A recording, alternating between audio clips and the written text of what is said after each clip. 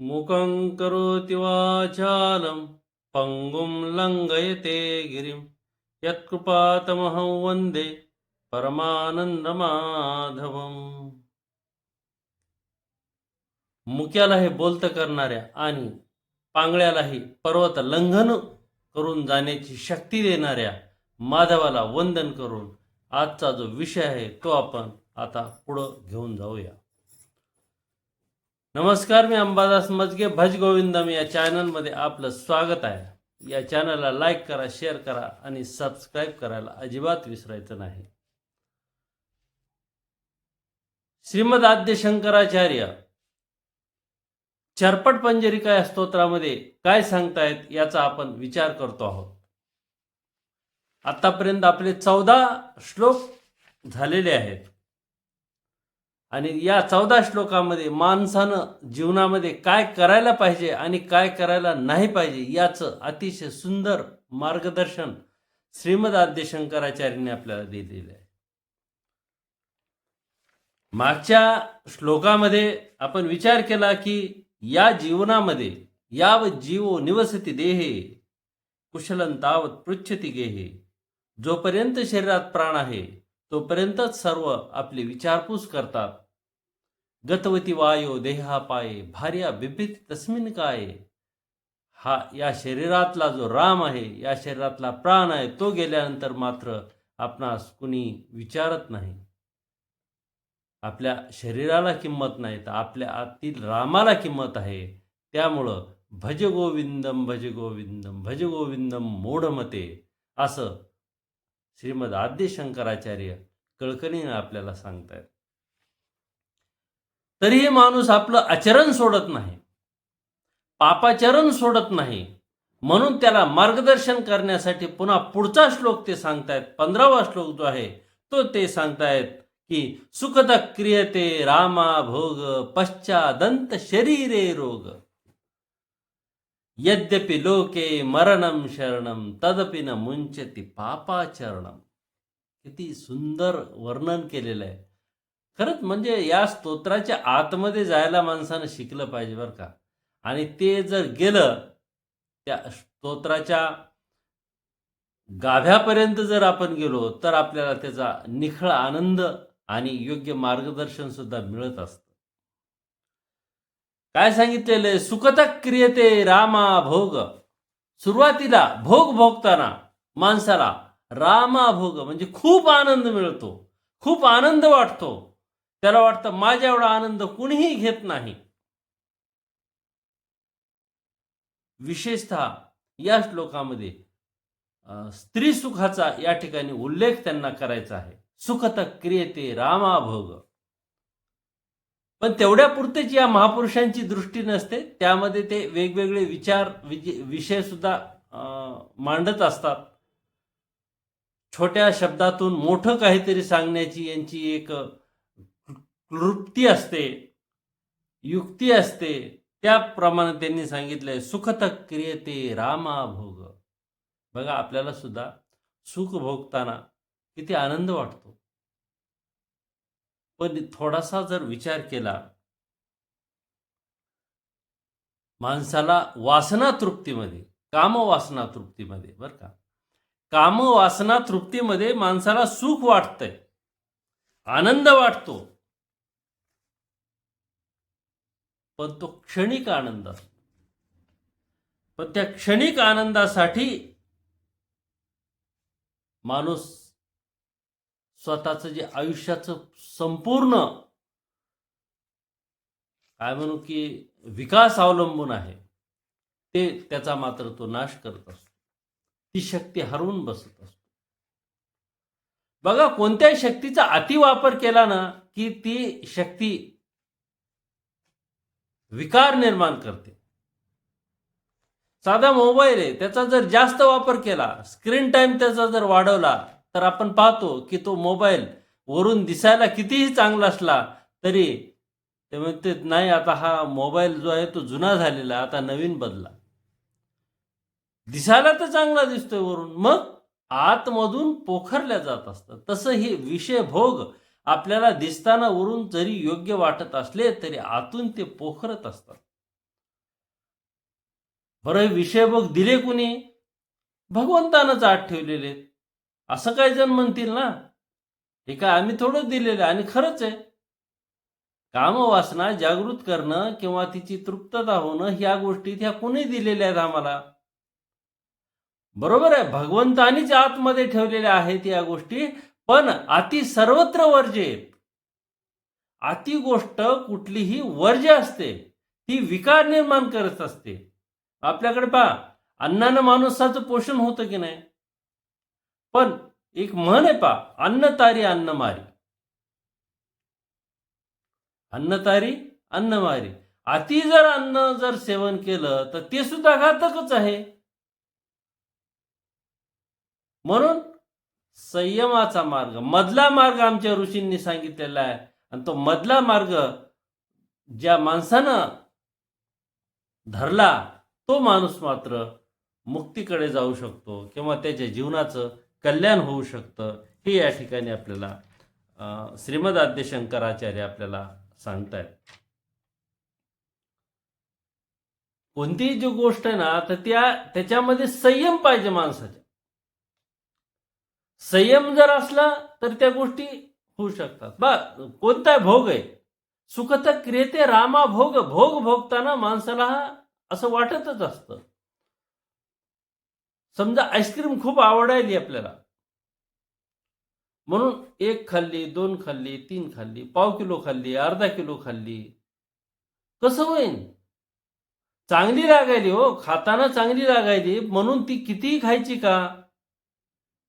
त्याचा परिणाम कदाचित दुसऱ्या दिवशी तुम्हाला डिसेंट्री होऊ शकते, पोट बिघडू शकतं. नवे भुगे बिघडतच, 100% बिघडतं. मग आणि नाहीच खाल्लं तर, नाही खाल्लं तर बिघडत नाही, पण त्याचा स्वाद मिळणार नाही. म्हणून काय म्हटले, त्याच्यातला एक छोटासा भाग तो स्वीकार केला.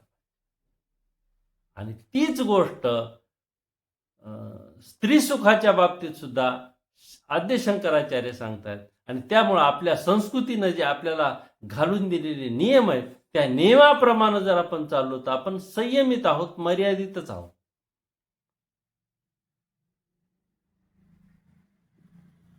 म्हणून झाला काम जागृत की तृप्त करण्यासाठी वेगवेगळे हातखंडे काय वापरणं, ह्या गोष्टी सुद्धा या कार्याला किंवा आमच्या शरीराला किंवा आमच्या अध्यात्माला धरून नाहीये. भगवंतानं एक खूप सोपी गोष्ट आपल्याला सांगितली. 7व्या अध्यायामधील 11वा श्लोक आहे भगवद्गीतेतला. बलम बलवतामस्मी कामराग विवर्जितम. बलवान लोकांमधलं काम आणि राग विवर्जित असलेलं जे बल आहे ते म्हणजे मी आहे. आणि पुढे सांगतात की धर्माविरुद्ध भूतेषु कामोस्मी भरतर्षभ. धर्माला अविरुद्ध असणारा, धर्माचा नाश न करणारा, धर्माला विरोध न करणारा जो काम आहे, तो काम म्हणजे मीच आहे. भगवंतांनी ही गोष्ट सांगितलेली. मग शंकराचार्य का सांगतायत बरं असं? सुखत क्रियते रामा भोग. त्यासाठी व्यवस्था सुद्धा आमच्या ऋषींनी करून टाकली. विवाह संस्था निर्माण केली. अनेक सगळे जगामध्ये अनेक स्त्रिया आहेत, पण तू तुझ्या एकीचा हात धर. एकीचा हात धरला, विवाह झाला की नंतर मग पुन्हा दुसरीचा विचार न करणे, आणि जे आहे त्याचा सुद्धा संयमित काय म्हणू विचार करणं, हा सुद्धा या पाठीमागचे सांगण्याचा त्यांचा हेतू आहे. प्रथम अतिकामुकतेमुळे माणसाला प्रथमतः तर सुख वाटतं, परंतु अति खर्च केल्यानं ती संपून सुद्धा जात असते गोष्ट. आपल्याकडे म्हणतात गंगेचं पाणी सुद्धा पुरत नाही, गंगा सुद्धा कोरडी पडत असते. मग हा तर माणूस आहे, माणसाची शक्ती खर्च होणार नाही का? नक्कीच खर्च होते. आणि ही शक्तीच तर कितीतरी पटीनं, कितीतरी दिवसाच्या काय म्हणू की नंतर ती तयार होत असते. आणि मग अशी जर अत्यंत उच्छृंखलपणाने जर ही शक्ती वापरली तर मात्र ही जी शरीर आहे हे आनंदाच्या ऐवजी रोगाचं घर बनतं. वेगवेगळे रोग त्यामध्ये प्रवेश करायला लागतात, वेगवेगळ्या व्याधी माणसाला जडायला लागतात. याचं उदाहरण आपण आपल्या ज्ञानेंद्रिय जी काय आपल्याला जी ज्ञान देतात त्या इंद्रियाद्वारे सुद्धा जे भोग आपल्याला मिळतात त्या भोगामधून सुद्धा हे ऐकू शकतो, पाहू शकतो. समजा आपल्याला खूप पाहावं वाटेल टीव्ही, मोबाईल सारखा पाहतोय, 1 घंटा झाला, 2 घंटा झाला, 3 घंटा झाला, बघायला चांगलं वाटायला, पण कालांतरानं काय होईल, असं वाकून वाकून वाकून सर्वायकल स्पॉन्डिलोसिस सुरू होईल, डोळ्याचे विकार जडतील, मनशांती भंग होईल, झोप निघून जाईल आणि निद्रानाश झाल्यामुळं पुढे मग आणखीन त्याच्यापासूनचे काही अनुषंगिक रोग आहेत त्या व्याधी सुद्धा जडतील. हे एक उदाहरण सांगितलं की जे भोग आहे त्या भोगामधून अशा अनेक गोष्टी घडू शकतात.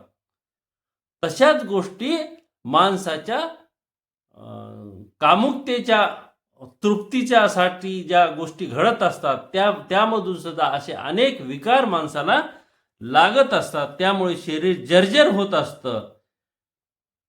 ज्या शरीरानं जीवन विकासाचं काम करायचं, मुक्तीचा रस्ता धरायचा आहे, हे शरीर यासाठी आहे. शरीराकडून जी योग्य प्रकारे कामं करून घेतलीच पाहिजेत आणि त्यासाठी काही जबाबदाऱ्या माणसाला पडलेल्या असतात. जो माणसाचा जो स्वधर्म असतो त्या स्वधर्माचं कर्माचं आचरण करायचं असतं ते न करता त्याकडे माणसाचं मग दुर्लक्ष होतं, कारण व्याधी लागतात. मग कंबर दुखते, पाठ दुखते, मान दुखते, अनंत व्याधी आतमध्ये जडतात, क्षयरोगाची लागण होते, त्यातमधून अनेक अनंत गोष्टी होऊ शकतात त्याच्यामधून. वैज्ञानिक दृष्टिकोनातून मला जास्त खोलात माहिती नाही, पण त्यामधून अनेक गोष्टी अतिवापरामुळे अति सर्वत्र वर्जेत हे तर आहेच आहे. आणि म्हणून कोणत्याही गोष्टीचा भोग सुरुवातीला चांगला वाटतो, पण त्यानंतर मात्र रोग, पश्चादंत शरीरे रोग, त्यानंतर मात्र शरीराला रोग लागायला लागतात, व्याधी लागतात. आणि त्यामुळंच सांगितलेलं आहे की यद्यपि लोके मरणम शरणम. पुढे सांगतायत की मग आता रोग आले, रोग आल्यानंतर मग पुन्हा रोग एक झाला की दुसरा, दुसरा झाला की तिसरा, तिसरा चौथा, रोगांचं घरच होऊन जातं, माहेरघर बनतं.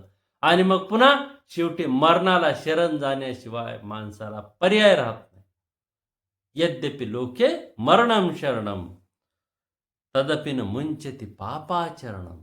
आणि एवढं होऊन सुद्धा माणसं त्या पापाचरणा, पाप म्हणतो ना आपण, बघा, धर्माविरुद्ध कामोस्मी म्हणलेले भगवंताने, मर्यादित असलेला धर्माला विरोध न करणारा जो काम आहे तो पाप नाही. बरेच जण म्हणतील मग पती पत्नीत हे सुद्धा पातक आहे का?